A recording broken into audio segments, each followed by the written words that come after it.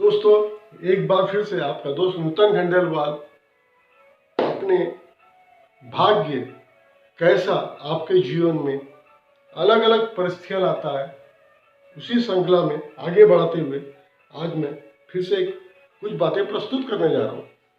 दोस्तों, जैसा मैंने आपको बताया था कि पिछले कर्मों के हिसाब से आपको तो अलग अलग ग्रह आपके सामने खड़े हो जाएंगे। किसी की महादशा चलेंगी 20 साल की, 12 साल की, 11 साल की, 7 साल की, जैसी भी उसकी महादशा का समय है। उस समय में जैसा मैंने आपको पिछली व्याख्यान में बताया था कि कोई जरूरी नहीं है कि सतत बहुत ही अच्छा समय चलेगा या सतत बहुत ही खराब समय चलेगा। लेकिन दोस्तों, कुछ ग्रह तो ऐसे हैं जो अच्छा तांडव मचाते हैं। वो तांडव इसलिए मचाते हैं कि पिछले दिनों में आपने भी किसी के ऊपर कहीं पे उस तरह की परिस्थिति करते हुए तांडव मचाया होगा।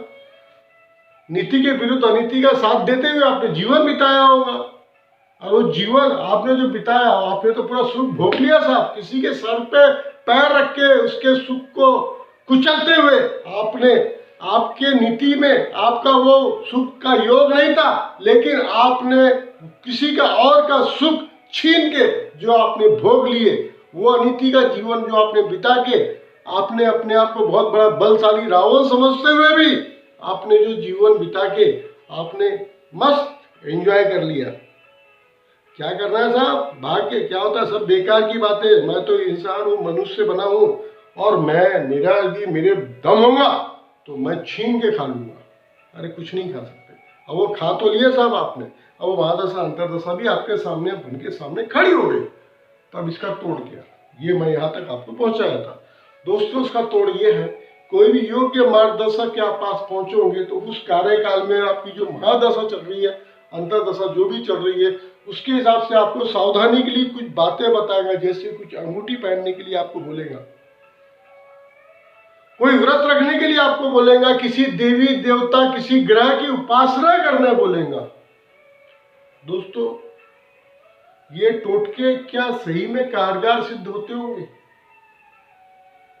चलो मानो, हो सकता है दोस्तों मान लेते, नहीं होते तो क्या करना चाहिए, नहीं करना चाहिए, आप सोचो। दोस्तों, एक बात तो तय है कि जो समय मिला है वो तो आपको भोगना है, तो फिर ये सब करने की जरूरत क्या है? नहीं दोस्तों, करना ऐसा है कि मन की सांत्वना के लिए आप तो बहुत सारे काम करते हो।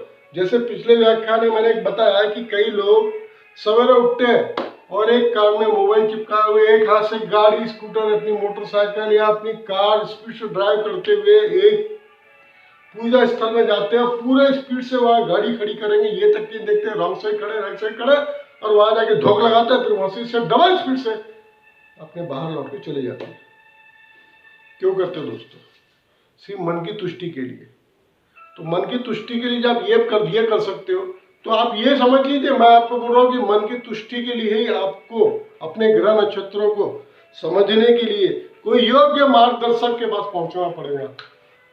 वो योग्य मार्गदर्शक आपका गलत समय तो बताएगा, लेकिन आपके जीवन में, हर मनुष्य के जीवन में उसकी जो भाग्य रेखा है, यहां से लेके मिडल फिंगर के ऊपर तक,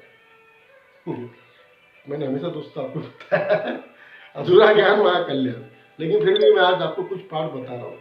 मेरा ये बोलने का मतलब ये है कि जाने अनजाने में भी आपको, मतलब जो समय आपका गड़बड़ रहेगा, गलत रहेगा, उस समय पे आपको क्या करना है,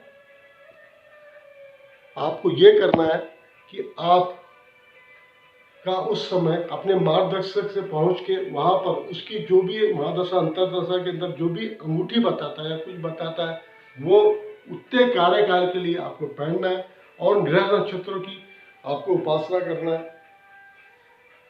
यदि आप उतने समझो महंगी अंगूठी रत्न न पहन पाए, तो उसके दूसरे उपाय यह है कि उसकी दूसरी तरह से कुछ जड़ी बूटियां हैं, या तो उसको धारण करना है, या नहीं तो उस ग्रह के दिन में आपको व्रत करना है, निर्जल रहना है, एक टाइम भोजन करना है, और उस ईश्वर के स्थान पर जाके आपको अच्छे से नमन करना है।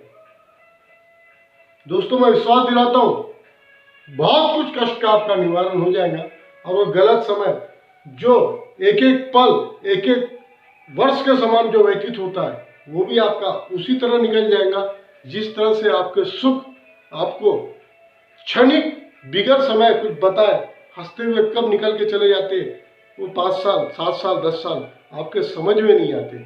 लेकिन वही जब दुख का समय ग्रह जब सामने लाके खड़ा करता है तो आपसे काटे नहीं कटता। दोस्तों उसका कुछ नहीं, कोई सही मार्गदर्शक ही आपको संभाल पाएगा। उस समय एक बात महसूस करिए, भक्ति अपनी जगह पे, लेकिन गलत समय कई बार आपका रोजगार, आपकी नौकरी या बहुत सारी चीजों में ऐसे टेंशन पैदा करता है कि बनी बनाई जीविका सब तरफ से तीक्ष्ण हो जाती है, सब बर्बाद होने के कागार पे पहुंच जाती है। दोस्तों उसका कोई उपाय नहीं है, उसका एक ही उपाय है, या ईश्वर की उपासना करो, और जो ग्रह नक्षत्र आपको परेशान कर रहे हैं उनसे बचने के लिए कहीं से कोई अच्छी जगह से सलाह मशवरा लो, और थोड़ा उस समय पे अपने कामों की स्पीड थोड़ी सी कम करते हुए आप आगे बढ़ो।